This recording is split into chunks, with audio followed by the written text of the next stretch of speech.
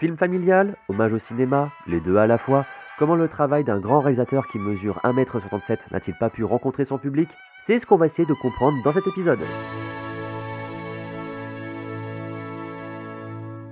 Hugo Cabret a été réalisé par Martin Scorsese, ou pour les puristes de la langue, Martin Scorsese. Le film est sorti le 14 décembre 2011, je crois que c'était un mercredi. Il a obtenu un Golden Globes du meilleur réalisateur ainsi qu'un Oscar du meilleur film pour Les Infiltrés, la Palme d'Or en 76 pour Taxi Driver et plein d'autres récompenses de type Lion d'Or, Prix Lumière, bref, le monsieur a une cheminée bien décorée. Contrairement à ses gros succès, Hugo Cabret était produit par deux firmes beaucoup moins connues ainsi qu'un certain Johnny Depp en tant que coproducteur. La distribution, donc ceux qui s'occupent de trouver un maximum de salles et de réaliser les bandes annonces, a été confiée à la Paramount. Le budget se situe entre 150 et 170 millions de dollars hors promo et a rapporté à l'international 186 millions. Ce score fait d'Hugo Cabret un échec commercial. On va tenter d'expliquer cet échec, même s'il n'y a pas de vérité absolue, car la vérité absolue n'existe pas, sinon cela relève de la tautologie, et dans ce cas-là, la vérité est ailleurs. Tu t'égares. Ouais, pardon. Hugo Cabret, ça parle de quoi? Avant tout, je tiens à dire que cette vidéo évoquerait une révélation, donc soit vous arrêtez ici et revenez après l'avoir vu, soit vous vous en fichez, et donc on reprend. C'est un roman écrit par l'américain Brian Selznick en 2007. L'invention d'Hugo Cabret est un roman graphique destiné à un public plutôt jeune, mais si vous avez 38 ans et que vous voulez le lire, allez-y, pas de problème, vous pouvez, chacun sa lecture après tout. Au casting, on a les jeunes Asa Butterfield, Chloé Grace Moretz, ainsi que les moins jeunes Sir Ben Kingsley et Jude Law. Il est là, il passe faire un coucou et puis s'en va. J'allais y venir plus tard. T'as pas raconté l'intrigue aussi? Ah oui, c'est vrai. Hugo vit et travaille dans une gare parisienne après avoir été recueilli par son oncle suite à la mort tragique de son père dans un incendie. La seule chose qui lui reste est un étrange automate qu'ils essayaient de réparer ensemble. Le jeune orphelin est convaincu que son père lui a laissé un message car l'automate semble pouvoir dessiner. Mais pour le réparer, il a besoin de pièces mécaniques. C'est pourquoi Hugo n'hésite pas à voler des engrenages dans la boutique de jouets de la gare. Mais un jour, il se fait attraper par le vendeur de jouets. Ce dernier lui prend alors le carnet d'instructions de l'automate afin de le brûler comme punition. Hugo tente alors de récupérer son carnet et rencontre la filleule du vendeur qui accepte de l'aider en échange de voir l'automate et le secret qu'il renferme. Là, vous avez les 10 premières minutes du film. L'adaptation du roman pour le grand écran a été confiée à John Logan et ce mec, c'est pas la moitié d'un. On lui doit l'écriture de films relativement appréciés du public tels que Skyfall ou Gladiator et il a également adapté la comédie musicale Sweeney Todd et a créé la série Penny Dreadful. Pour son compte familial, Martin s'est associé à nouveau avec Howard Shore. Vous avez probablement entendu l'une de ses partitions chez David Fincher ou Cronenberg, mais il a surtout composé ça. Ça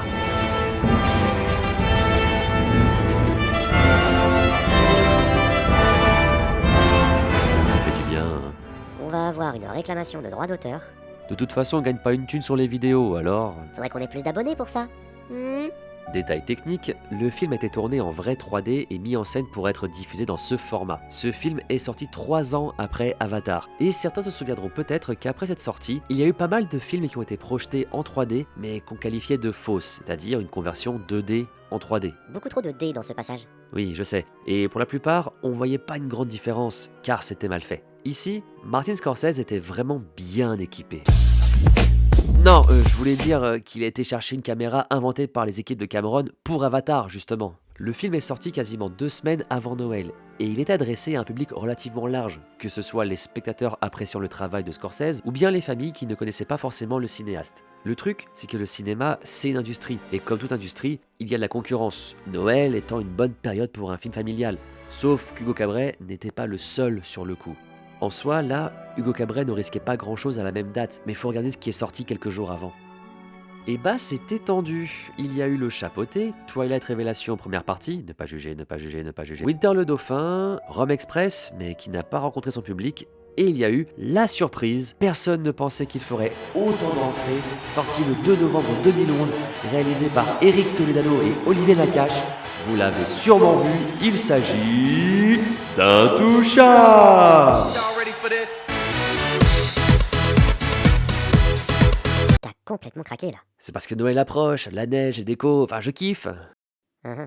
Plus de 19 millions de tickets vendus et il est resté 18 semaines en salle. C'est vraiment très rare qu'un film perdure aussi longtemps. En moyenne, un gros film reste 7 à 8 semaines. On a déjà un premier élément de réponse. Le public français avait déjà de quoi faire pour Noël. Certes, Hugo Cabret était différent des autres films qui sont sortis avant, néanmoins, faut pas oublier qu'une famille de 2 enfants et 2 parents qui vont au cinéma, c'était 30 € en 2011 environ. sans compter la place de parking, la confiserie, donc presque 50 balles. Alors, lâcher 50 boules pour un film en famille, d'accord, mais dans ce cas, on va voir le film dont on est sûr que ça va plaire à tout le monde. Et quel était le meilleur programme? Ah ça, je vous laisse juger. Les personnages principaux sont donc Asa Butterfield, connue aujourd'hui pour être le rôle principal de la série Sex Education. On retrouve aussi Chloé Grace Moretz, révélée dans le film Kick-Ass, avec un rôle assez surprenant pour son âge. Et rien que ça, c'est peut-être un nouvel indice pour comprendre le non-déplacement du public vers ce film. Il faut l'avouer, parfois on va au cinéma car il y a un acteur ou une actrice qu'on adore. Comme toi qui allais voir Astérix aux Olympiques car il y avait Alexandre Astier. Oui, et figure-toi qu'il a accepté le rôle entre autres parce qu'il a pu écrire ses propres répliques. Ah ouais? Voilà, donc confier l'intrigue à des visages peu connus et relativement jeunes, ça peut ne pas attirer les foules. Il y a des exceptions bien sûr, comme Harry Potter, les Goonies ou récemment Stranger Things, sauf que Harry Potter était déjà connu du public avec les livres. Prenons aussi en compte autre chose. Martin Scorsese est surtout célèbre pour ses films de gangsters qui sont pas vraiment conseillés pour des enfants, à moins d'être de très mauvais parents. Ta mère, elle t'a pas loué Gangs of New York quand t'avais 10 ans? Ouais, mais lui encore ça passe.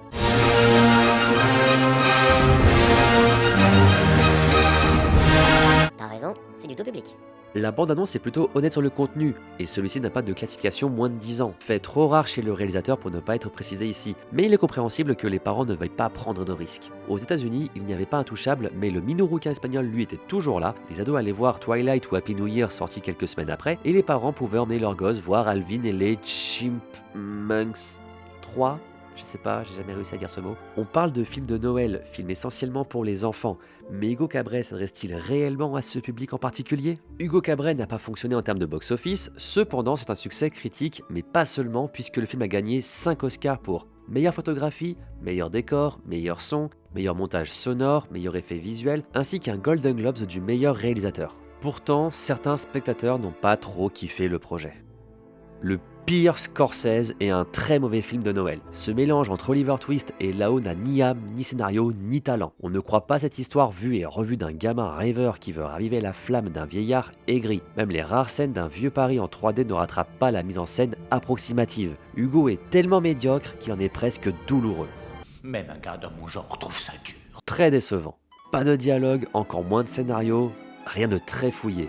Nous avons attendu 2 heures un rebondissement qui n'est jamais arrivé. J'admire les personnes chargées de créer les bandes annonces, car celle-ci était magnifique. On s'attend à une histoire fantastique avec un automate mystérieux, et en réalité, il n'en est rien. Dès les premières minutes, on comprend que le film est en fait une biographie sur la vie de Méliès.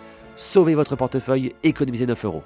Le point commun de ces deux critiques, c'est l'intrigue. Hugo Cabret ne serait pas surprenant, et il est vrai qu'on n'est pas face à un film qui contient plusieurs twists, mais ce n'est pas le but du film ni du livre, du moins les révélations ne sont pas brutales. On est très loin d'un Inception ou À couteau tiré, cependant si le roman s'adresse à un public jeune, ça ne veut pas dire qu'il est creux ou plat. Prenons l'exemple encore une fois d'Harry Potter. La saga littéraire s'adressait avant tout à des enfants, mais l'histoire était travaillée, il y avait du sous-texte, les personnages et l'intrigue se développaient au fur et à mesure que le public grandissait. Dans le cas Hugo Cabret, il s'agit de faire découvrir l'histoire du cinéma à des enfants en priorité. Tout au long de la narration, on est pris par la main, on voyage, on nous donne plusieurs indices que le personnage principal ne comprend pas immédiatement. Un adulte, lui, saura saisir tout de suite les éléments, mais les enfants réagiront comme Hugo, et c'est ça le but. Mais oui, c'est clair! N'oublions pas qu'au départ, c'est un roman pour enfants adapté à l'écran pour être un film de Noël. Et les films de Noël, c'est gentil, c'est beau, on se laisse porter par l'histoire et on peut même être ému. Je parle pas de téléfilms ni de navets, mais de vrais beaux films pensés pour sortir à cette période. Die Hard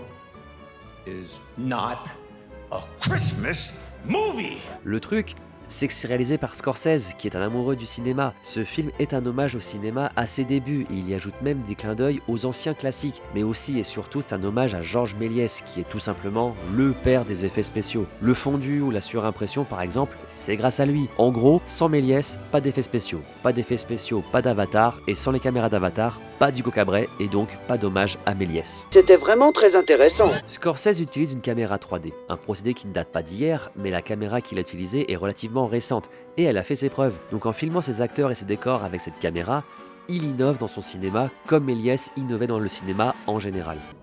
This is my first picture in high def. Well, it was really exciting, and we couldn't wait to get into it. And we did all these tests, and everything was terrific. It was a bit restricting. The 3D added something else. Oh, then let's go further. You see, even if I shot that angle in 2D, yeah, all right. But in 3D, something here, this and that.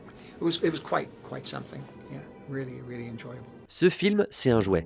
Il s'amuse avec l'image, Il utilise une technologie récente et intègre des clins d'œil au trucage créé par Méliès. En revoyant le film, j'ai compris où était peut-être le problème pour certains. Hugo Cabret est un conte familial et un hommage, mais pas en même temps. La première partie avec l'automate annonce clairement une quête pour découvrir d'où il vient et ce qu'il peut faire. Mais dès le début du film, on nous le révèle plus ou moins de façon subtile. Alors peut-être que les enfants n'ont pas capté, mais la grande majorité des adultes, si. La seconde partie du film s'adresse globalement aux amoureux du cinéma. Les enfants peuvent apprécier l'imagerie sublime et colorée, mais en termes d'implication, il est normal qu'ils lâchent l'affaire. En gros, le film est beau, mais c'est tout. Non, c'est plus compliqué que ça. C'est vous les humains qui êtes compliqués. Vivement que notre espèce domine le monde pour le rendre plus logique. T'es pas une IA, t'es un algorithme. Un peu quand même? Même pas. Hmm. On a affaire à un kiff de Martin Scorsese, un réalisateur qui a plus de 50 ans de carrière derrière lui et qui parvient encore à être juste dans sa réalisation.